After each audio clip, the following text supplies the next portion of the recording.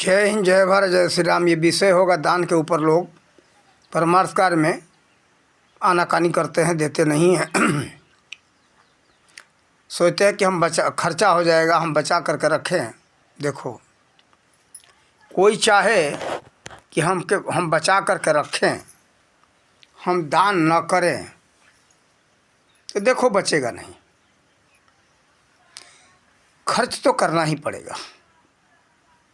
और जैसा कमाई होता है, जिस तरह का आय होता है, उसी में उसी तरह से चला जाता है।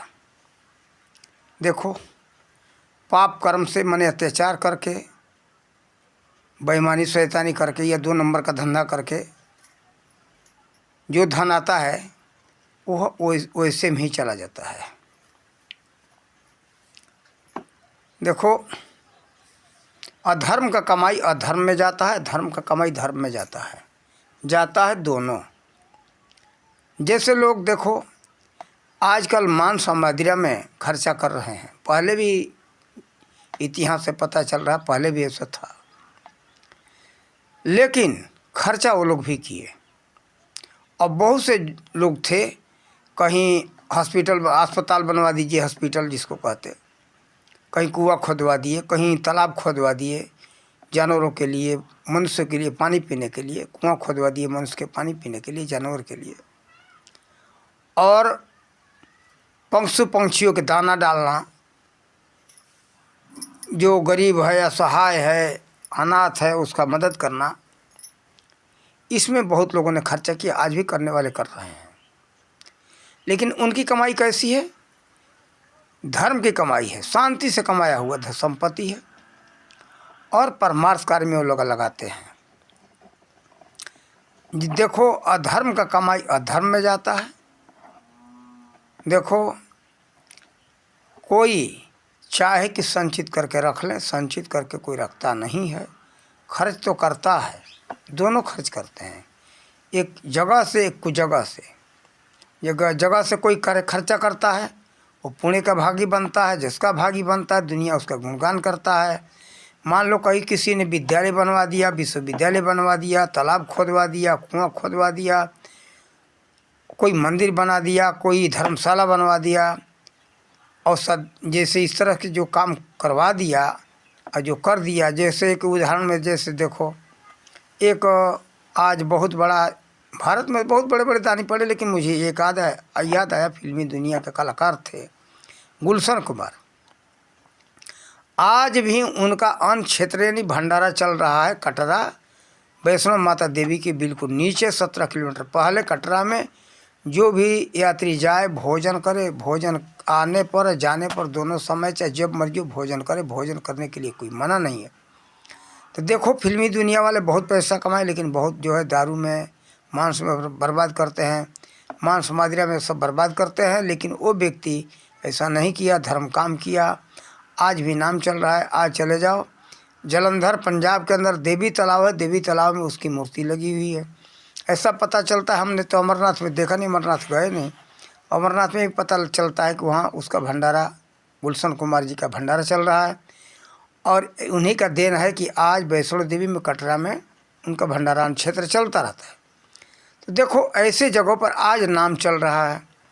देखो, वो चले गए, लेकिन आज नाम है। पता नहीं जब तक वो चलता रहेगा भंडारा, और वो भंडारा चलता रहेगा तब तक वो समाप्त होने वाला है। नाम चलता ही रहेगा।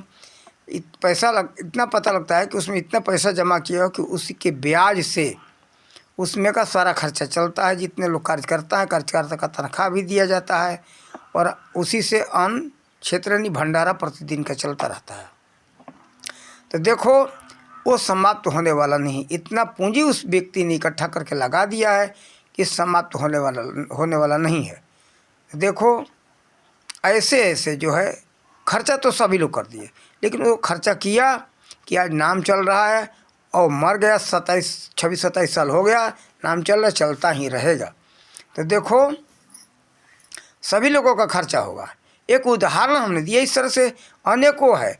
इस संसार में बहुत लोग ऐसे तालाब बनवाए, कुआं बनवाए, अस्पताल बनाए, और बहुत गरीबों का सहायता किए। आज नाम गुणगान हो रहा है।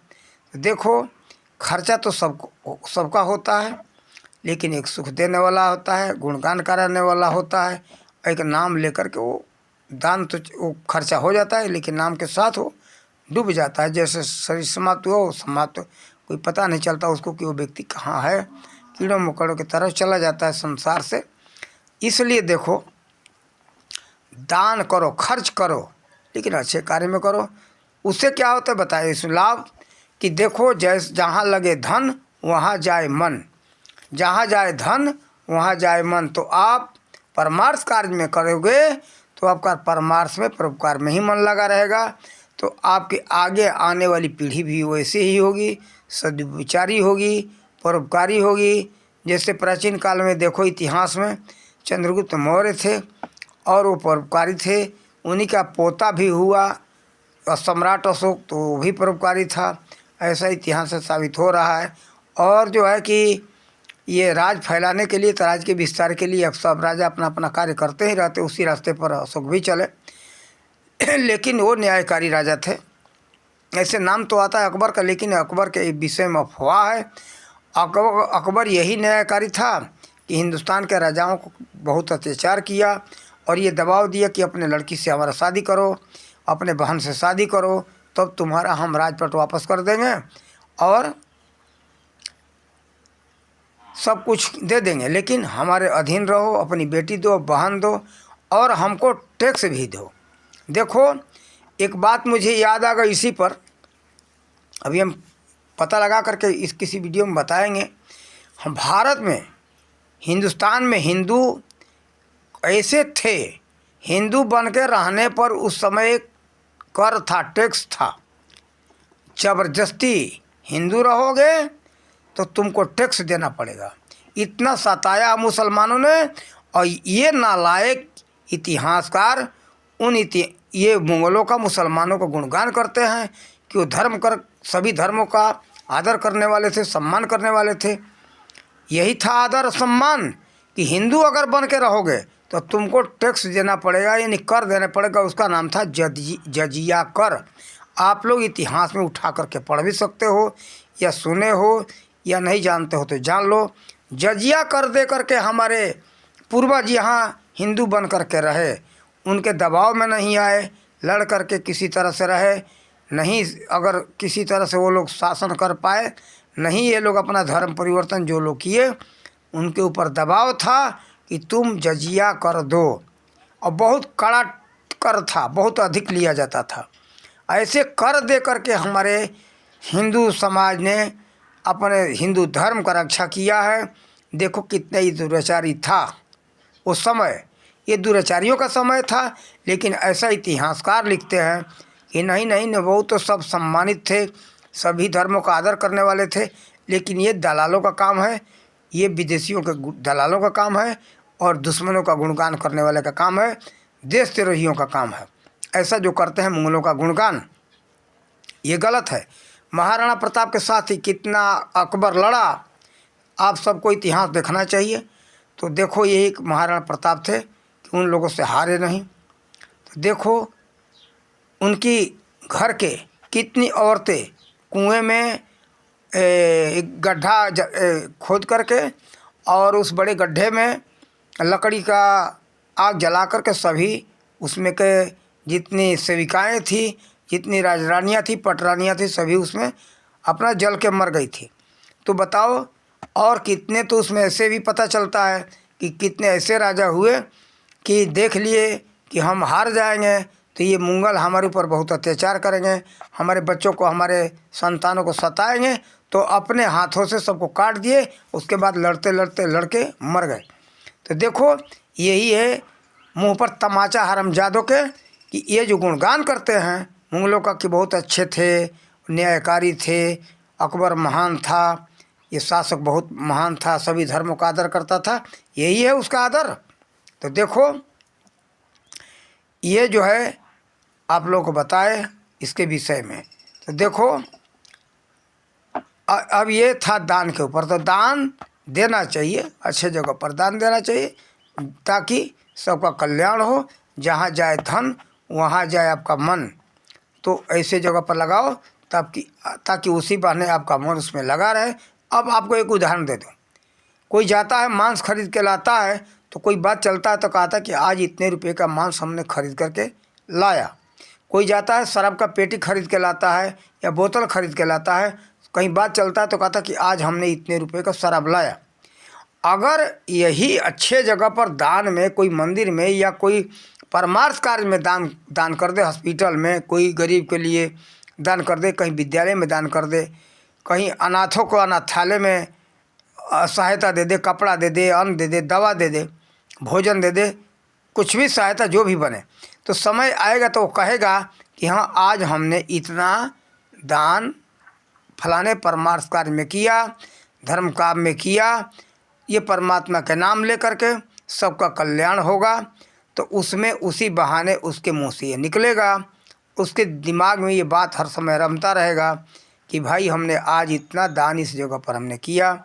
तो ये जो है जहाँ जाए धन वहाँ जाए मन, कारण कि ये धन जो है माया का अंश है और मन भी माया का ही अंश है, खुद ये माया भी है। तो ये इसी कारण से जाता है, जहाँ धन लगता है वहाँ मन जाता है। तो ऐसे जगह लगाओ ताकि आपका मन वहाँ बार बार जाता रहे, तो मन शुद्ध रहे, पवित्र रहे, परमार्थ कार्य करे, और आप करोगे दूसरे का भला तो आपका भी भला होगा। इसीलिए रहीमन ने कहा ये मैंने ये तो दूसरे जगह चला जाएगा, लेकिन कहने का मतलब हर समय धर्म काम ही करना चाहिए, और अच्छे करोगे तो आपको अच्छा ही फल मिलेगा और गलत नहीं मिल सकता है। अगर गलत मिल रहा है तो समझ लो कि हमारे कभी दूसरे पहले की कमाई है जो हमको भोगना पड़ रहा है। ये नहीं है कि आप गलत करोगे तो गलत होगा। जैसे दवा खाते हो तो बीमारी ठीक हो जाता है, ये नहीं कि दवा खाओ तो बीमारी ठीक ना हो, लेकिन बशर्ते दवा सही होना चाहिए। ये नहीं कि दवा खाओ ठीक ना हो, ये बात नहीं है। इसी तरह से धर्म काम में अगर लगाओगे, परमार्थ कार्य में लगाओगे तो आपका भला ही होगा, बुराई होगा नहीं। और बुराई का फल तभी मिलेगा आपने कभी बुरा किया होगा तो ये नहीं सोचना चाहिए कि हमने धर्म काम किया, अच्छा काम किया तो हमारा हानि हो गया, ऐसा होता ही नहीं है। तो आप लोगों को हम यही कहेंगे कि अच्छे कामों में अपना धन लगाओ, गलत कार्यों में मत लगाओ। इन्हीं शब्दों के साथ अपने वाणी का विराम देते हैं। जय हिंद, जय भारत, जय।